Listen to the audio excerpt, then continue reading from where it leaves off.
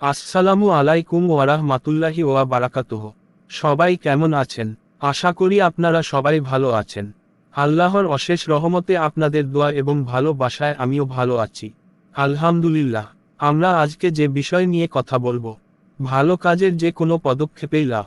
হযরত থানবী রহমাতুল্লাহি ইরশাদ করেন, পবিত্র কুরআনে ওইসব লোকের প্রশংসা করা হয়েছে যারা শেষ রাতে আল্লাহ পাকের ইবাদত করার জন্য নিজেদের বিছানা পরিত্যাগ করে। পবিত্র কুরআনের বাণী, তা তাজাফা জুনুবহুম আনিল মাদাজিই, অর্থাৎ তাদের পার্শ্বদেশ বিছানা থেকে ইবাদতের জন্য পৃথক হয়ে যায়।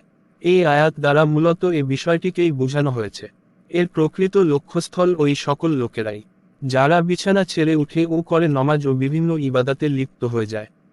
কিন্তু যদি কোনো ব্যক্তি দিনী ব্যাপারে দুর্বল কিংবা শারীরিক দুর্বলতা বা অলসতার কারণে এতটা করতে নাও পারে, বরং যদি শুধু বিছানার উপর উঠে বসে যায় এবং কয়েক মিনিট আল্লাহ পাকের জিকির তাসবিহ পাঠ করে, তবে আশা করা যায় এই সুরত অবলম্বন করার কারণে ওই পূর্ণ আমলের সওয়াবের কিছুটা হলেও সে লাভ করবে ইনশাআল্লাহ।